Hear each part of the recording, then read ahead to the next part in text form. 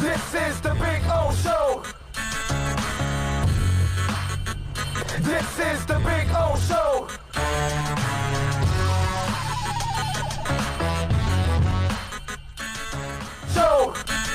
All righty, yes, sir. Well, I told you we're going to have a little Chris Perkins on with us to talk a little NFL draft, talk about the Dolphins, talk about what they did. And, of course, you can follow him on Twitter at Chris Perk, like all Miami Dolphins should be doing, is following Chris Perkins. That is a law. And, of course, check out his work at The Athletic, which, by the way, Perk, if I'm correct, good afternoon, sir, but isn't The Athletic offering, like, a free subscription for like 90 days or something like that?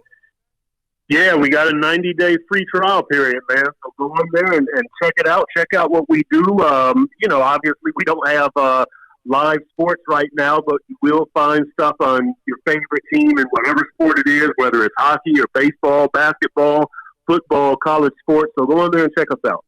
You got it. There you go. So good stuff there. All right. So overall, what'd you think of the draft, man? What'd you like? What you didn't like? Tell us. I gave the Dolphins a B minus on the draft overall. I liked what they did, and I think one of the central things to understand about this draft is it's really more about 2021 than it is about 2020. And what I mean by that is they took a lot of guys who this year needs to kind of be a developmental year for them, whether it's Tua or Austin Jackson or Robert Hunt or, the Lindley kid. And most of these guys are about a year away. I think Brandon Jones will be good. Noah, I'm just going to call him Iggy. You probably know how to pronounce his name because you're all over these draftees, Big O. But I'm just going to call him Iggy right now. I think Noah and Iggy, he's going to be slotted in there at the slot. That's a bad choice of words there. But he's probably going to need another year before he really develops also. That's what this draft is about. Robert Hunt, he'll probably need another year. I don't know. Maybe Brandon Jones is as close to a finished product as they get in the top 3 rounds, and I think even he's going to need some work. So that's what came across to me as what they were doing. The other thing, obviously, they were getting linemen, right? 11 draftees, 6 of them were linemen. In the 2 years of Greer and Flores, 17 draftees and 9 of them are linemen. So that's what they want to do. They want to reinforce these trenches. So I thought that was the thing that stood out to me. And then of course Tua, I like getting him at number 5. He didn't give up any assets, but the best player in your draft is also the biggest risk in your draft.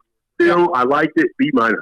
Yeah, but you know what? You have so many picks that even if you swing and miss on Tua because of injury, if you have a great draft outside of that, you'll survive it. Because I think everybody will kind of understand, like, okay, that was the risk. We all knew it. We all knew the kid could play, but if he got injured, well, okay, that's kind of what came with the territory. As long as the rest of your draft kicks ass, I think they'll be all right. I think people respect the fact that they keep taking shots at quarterbacks. Now, if Tua breaks down and the rest of the draft isn't good, that's when it really, kind of rears its ugly head because we all know the gamble that they're taking. The shock will be if Tua starts to play like, Tannehill did in the first couple of years, that kind of stuff. Then we would be like, well, wait a minute, he has no pocket presence. He can't hit a deep ball. He got, if we start seeing that from Tua, then we got to be nervous. But the injury part, I think that risk part, I think that's the understandable part of taking this chance. That's understandable. And I will tell you a skeptical / pessimistic way to look at this draft, Big O, is that when you look at the Greer Flow draft from last year, now granted they only had 2 picks in the top 80, right? Because I think Dieter was number 78, but they're already trying to replace Dieter. Your 3rd round pick from last year. So that means really all you got out of last year's draft right now is Christian Wilkins. They didn't have a 2nd round pick. Dieter was the 3rd round, Van Ginkel the 5th round. He showed you a couple of things, but he was out with injuries. The 2 7th round picks, whatever. They're 7th round picks, but there is room to wonder about their drafting acumen.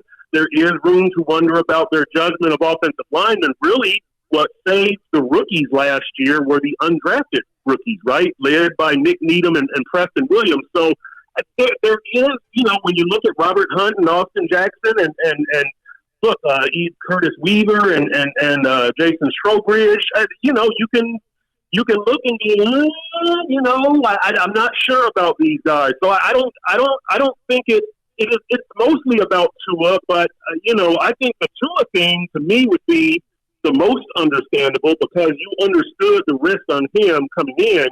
These other guys, it would be like, well, why did you think they could play? So I think there's as much risk in the other parts of the class, beyond Tua, because there's still a little room to question these guys' draft acumen. Yeah, no, and that's understandable. Look, I love the fact that if Dieter is not playing, they're not going to stick around with the pick and keep playing him and try to justify it. They're going to try to find your replacement right away. If Josh Rosen, hey, we traded for you. Nah, you're struggling. We're going to get Fitz back in there, bro. We're trying to win games. We're trying to put the best people out there. So there's good and bad to it because we've seen the people that can't draft but then stick to the players that failed. And you're like, why do you keep playing Jamar Fletcher? Why do you keep playing Eddie Moore? Why do you keep playing whatever, and failed picks? Now, I'm not ready to do that with Dieter because that's not fair after 1 year because everybody gave up on Gesicki in the first year and then the kid started to come around last year. So maybe now the light is starting to come on with the kid and he takes another step forward this year. So we do have to be patient here. But meanwhile, either you also get to develop depth here too. That's the other thing that I like because a lot of these guys may end up developing and all of a sudden you've got several offensive linemen that you can move in and out and you've got depth. That's what I loved about the corner pick because a lot, go get safety. No, man, it's all right to get the third corner because the third corner is going to play 65-75% of the time. So go get the corner and just in case Jones or X get injured again, Noah maybe then can be the guy that goes to the outside and fills in. So now you've got three hopefully excellent corners and at the same time some depth just in case you lose something on the boundary. Same thing with the line. I love that they didn't just say, well, no, we'll develop Dieter this year. He'll get better. We'll count on that. No, they say, hell no. We're going to bring in more guys to compete at that position so we can either have great competition, or we can find our starters and get rid of the guys that can't play. Yeah, no, they're not settling. They're not settling, so that's a good thing. You just hate to see them trying to replace a third-round pick this quickly. Last year they also took Isaiah Prince, the tackle out of Ohio State, but he was a sixth-round pick. Right. If he doesn't work out, that's fine. Very few sixth-round picks work out. Third rounder, you need to hit on that guy, especially an offensive lineman. So that's but it's not over for Dieter. Like you say, let's not count him out. He might rise to the challenge and emerge as a starting guard or whatever. So what's the name of Baumhauer's nephew that we had here, and then he blew up with the Jets and somebody else that he was a really good lineman, a good guard. What was the name of that guy now, man? Baumhauer's nephew. You know who I'm talking about? We had him here. No. And he was young, and then he moved on, and then he grew up and actually started playing well. I forgot his name, but that happens. I mean, hell, you cut Billy Turner, and he's still he's now playing for people. It's like it's crazy, So sometimes with linemen, we have to be patient with some of these guys because it takes them a little while to figure it out sometimes. Yeah. Hey, and I'll say this, Big O, and again, to me, this draft is more about 2021 than it is about 2020. So, I do have to point out in all fairness that, Austin Jackson or Robert Hunt or whoever might not be ready, but the Dolphins didn't draft him thinking he needs to be a day one starter. Having said that, I do like the way they're stockpiling offensive line. I really like what they're doing in the secondary. I really do. I like having X and Byron Jones and Noah in there at the slot. And we'll see what Brandon Jones can bring, and maybe Bobby McCain gets a challenge back there at the free safety spot. Maybe they leave him there. I would still like to see Bobby McCain move back to the nickel, but whatever. I do like what they're doing there. This is a team that is collecting a lot of cornerbacks. I don't know that they really value safety that much, considering they took 2 corners last year, Eric Rowe and Bobby McCain, and turned them into safety. So they're collecting a lot of corners. Brandon Jones is a safety. But, this team is going to be in nickel and dime, as you said, the vast majority of the time. And I like that they are really cycling through a lot of DBs. They did it last year. You pick up a couple in the draft here. I think the secondary is going to be by far the strength of the team. I'm not saying it's going to be a top 3 secondary in the league, but it's going to be by far the strength of the team with quality players, I think. Perk, what was the pick that you really liked out of this group, and what was the pick that scared the crap out of you? Probably Tua is the same. It's the same pick. I really liked it, but it does scare the crap out of me. This could be RG3.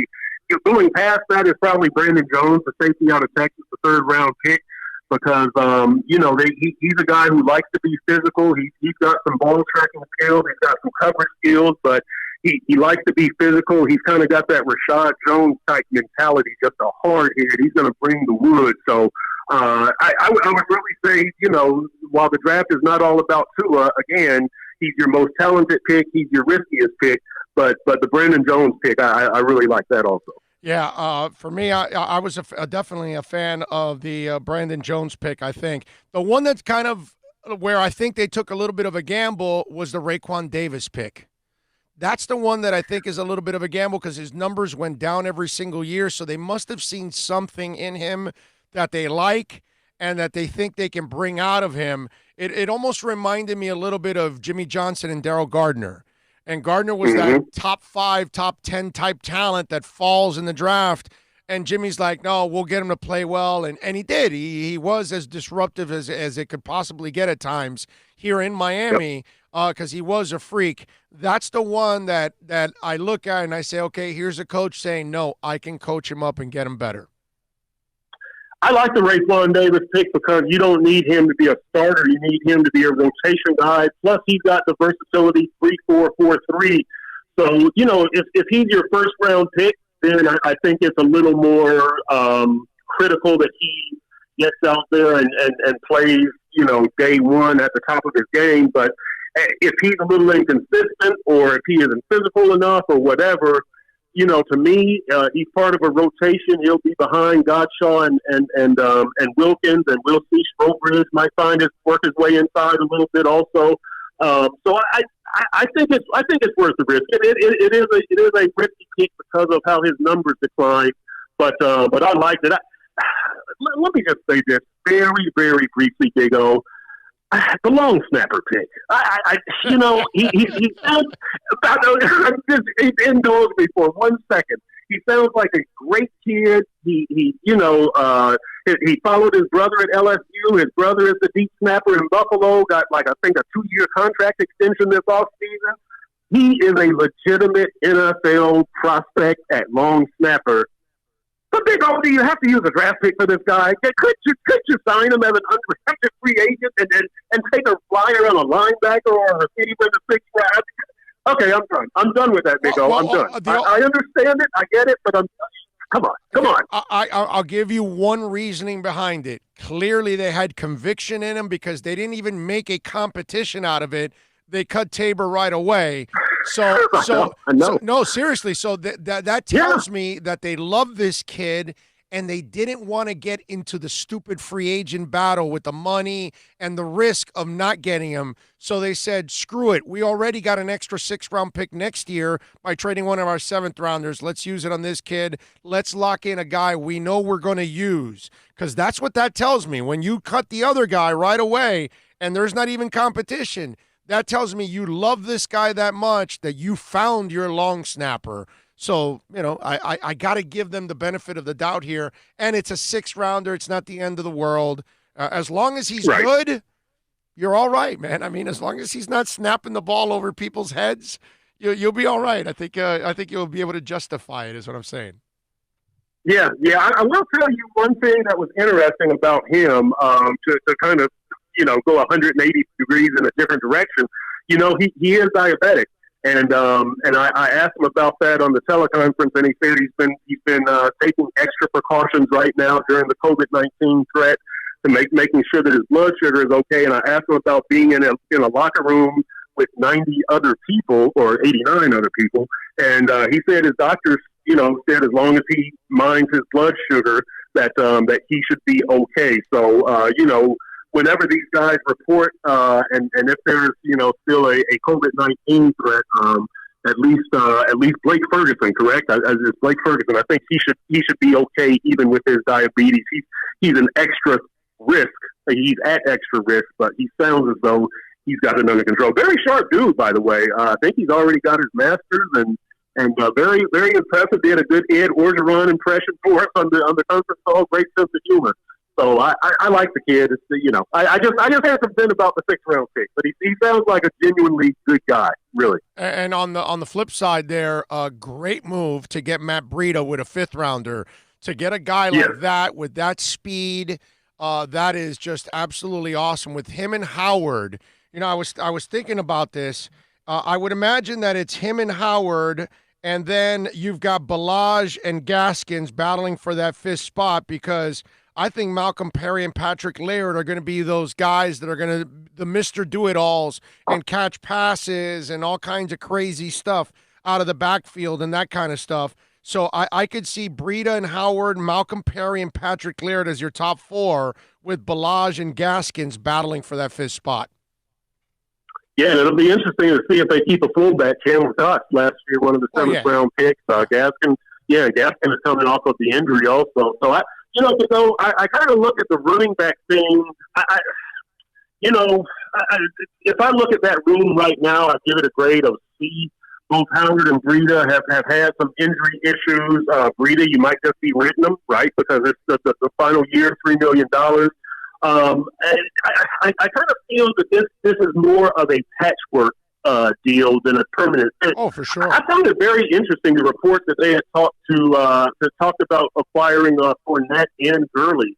So I guess going into the draft, when we were thinking Dobbins or Swift or any of those guys, I guess going into the draft, they already knew they had Breida in their back pocket, and it's I guess maybe if they couldn't get the I don't know. I guess they were kind of determined on that. But the running back situation, I kind of look at, it's kind of a 1-year fix to me that they didn't really address that. I do have some concerns at running back, receiver, and tight end because, look, at receiver and tight end with Devontae and Gesicki, how much of that was them? How much of that was Fitzpatrick? And if Tua's back there, are they the same receivers?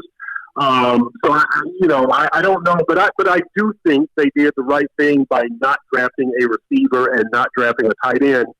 Really, those guys in that room right now just have to man up. There's enough talent in both of those rooms to come through. But from my point of view, I'm not sure that it's going to happen. Well, listen, it's a domino effect here, Perk.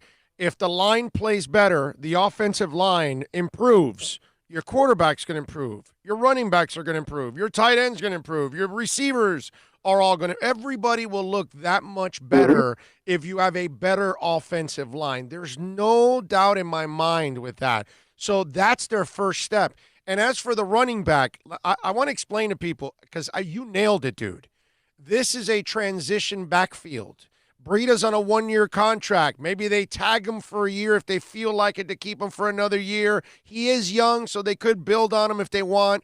Howard, I don't think is a long-term guy. But what they want to do, Perk, is build up the line over the next couple of years, get the quarterback acclimated and overall, and that's not going to happen this year anyways. If Tua plays, it's at the end, and we'll talk a little bit about that. But Tua, down the line, I think they will make that investment in that star back that in another year or two when they're ready, when their offense is ready, and then they can have that guy that they can milk for the next 4 or 5 years, behind that line. And then they'll draft that Dobbins type player that everybody wanted in this draft. But I don't think this was the time they didn't want the clock to start already on their future at running back in the middle of a rebuild. I think in the next year or two is when you'll see the acquisition of that, because then they're much closer to a finished product, and then that young back can grow with the quarterback. That's just my opinion. No, I think you're 100% correct on that. And look, to repeat the line that we've been saying about the Dolphins for the last decade, they fixed all their problems in one off season, right? No. So they're clearly their priority was offensive and defensive line for the second consecutive season. I have zero problem with that. And like you say, and look, again, this draft is more about developmental, like you said with Tua, like everybody else. It's more about 2021, and so they're seeing what they've got right now and developing these guys, and then if you need to get a running back next year or another receiver or another tight end, you do that. But right now, their goals and priorities and focus is crystal clear, isn't it, Big O? They want to improve the trenches. They have stated that, and they have done that in their draft work. Yeah, and that, to me, that's what smart teams do, smart front offices do. They build inside out, and that's what these guys are doing. As for Tua, okay, we know the kid can play. We know the kid is fantastic. My thing is, I don't think we see Tua at all this year pretty much, unless this happens, that the offensive line is playing really well at the end of the year. They're mathematically ineligible for the playoffs, and Tua, of course, is healthy. Then I can see Tua playing in weeks 15, 16, 17. But if the offensive line is not playing well at that point, and Fitz is kind of running around like he was last year, or they still are alive for a playoff position or something like that, I don't see Tua playing. But if the other scenarios happen, line plays well, mathematically ineligible, and he's ready to go, can you see him playing towards the end of the year, or do you think Tua plays earlier than that? I don't know. And let me explain that. None of us know. Well, none of us know. Give me the guess. Well, no, but let me explain. Because here's what I always say is that we still don't know this Greer and Flores duo, right? I will list the surprises to you. Pat Flaherty, Minkah Fitzpatrick, Laramie Tunsil, Byron Jones, Josh Rosen. Nobody expected Josh Rosen to start Game 3 at Dallas after they had been shellacked in the first two games. So what I'm saying is these guys are Chan Gailey. Like, these guys have been full of surprises all the way through that we thought we had things kind of figured out. So that's all I'm saying. When I say I don't know, that's all I'm saying. I don't. These guys zig when they should zag quite often. So what I would think is that maybe midway through the season you take a look at Tua. Remember, with probably no OTAs and minicamp, a lot of these quarterbacks are really going to have to struggle to get up to speed. Other positions, it's not going to matter as much, but clearly at quarterback, it's going to take a toll. So I would say they start peaking on them at mid-season, and we'll see what happens there. And I would say almost no matter how the offensive line is playing, I think if they think that Tua is ready, or if they think he needs to get his feet wet, that they will do that. But really, again, these guys have been so full of surprises that I really don't, at this point, I really don't have a good feel for the plan with Tua. I really don't. Yeah, no, I'm with you there, but I think that's the scenario I'm drawing up, because if the line isn't playing well, there's no way at all you're going to play him this season. But if they aren't playing well at the end of the year, you take the chance if he's healthy. Go ahead. Let me ask you this, Big O. If your line is not playing well and that line gets Ryan Fitzpatrick injured, do you put Tua in there as the backup, or do you put Josh Rosen in there as your backup? I'm already telling you this. Josh Rosen is your backup, and he will be your backup the entire season pretty much. Tua will only skip him unless they get healthy. And, of course, if Rosen is playing really well, then maybe they give him that chance, because Tua's the future. They can at least showcase Rosen to try to trade him. So I think there's a part of them that this year might be more about letting Tua completely heal, get to know the offense, get to know his teammates, get in rhythm with everything. Let's see if we can also bring Rosen along to showcase him to a certain extent so we can move him if there's any chance for that. Obviously, if Rosen is lost, then, yeah, that's going to be a problem because I don't think they'll use Tua early on as the backup quarterback. I don't think Tua becomes the number 2 until you get to the end of the season, possibly. So I believe Rosen is your backup quarterback from here on out until the end of the year. That's just my call. Yeah, and I hear you. And here's the other thing when I say, we still don't know the Flo Greer team because, Flo, it's a meritocracy. If you deserve it, you're going to get it. So if Tua's out there in practice spinning it and the players see that and they see that Josh Rosen is still Josh Rosen, and you make Josh Rosen the backup a heartbeat away, so to speak, that's not what Flo showed us last year, is it? Flo showed us it's a meritocracy. If you earn it, but then again, this is a franchise quarterback, and maybe Steve Ross is involved. So I really don't know, Big O. But I think that Flo has showed us that if Tua deserves, if he earns backup duties, that Flo will make him the backup because Flo believes in if you earn it, I will give it to you. So I'm really. It's going to be interesting to see how Flo and Greer handle these things. Did you get any reaction from any people around the league on any of their street free agents? Is there anybody out there that looks like it's interesting that Dolphins should follow? I think the center from South Carolina could be interesting because he's going to have a real chance to come in there and play. Harvey? Is that I believe Donnell Harvey. Is that yes, Donnell Stanley. I think Stanley. Yes. Harvey was a basketball player. Was that a Florida player? Anyway, Stanley. So yeah, I think he's going to because he's going to be a guy who has a chance to come in there and be a on the 53-man roster as a backup interior offensive lineman. So he's really somebody that I'm really going to keep an eye on because I don't know at this point who their backup center is. It might be Keaton Sutherland, who is a very young, inexperienced player. I don't know if you switch Dieter and get him some snaps over there. So there's some room for a undrafted free agent there. Yeah, no doubt about that. Perk, what are you working on The Athletic so folks can go get a free trial and check you out, my man? We are doing our two deep depth chart and projected 53-man roster. That'll be out this week. And then one other thing that I'm working on is the Dolphins' best off seasons of the last dozen years, and just what those off seasons, and I'm talking draft and free agency, what those off seasons yielded and what it translated to, kind of what it was on paper, and then what it translated to on the field, and kind of use that to reflect and maybe project for this year. All right, good stuff. As always, Perk, you are a stud, my man. I appreciate you taking some time. Make sure, Dolph fans out there, you follow him on Twitter at Chris Perk and catch his work there at The Athletic. You can get a 90-day free trial right now, so go do it. Perk, you are a stud, my brother. Thank you so much. Always enjoy it, Big O. You and Bill stay safe, man. You got it. You be good out there. Thank you, Perk. Appreciate you.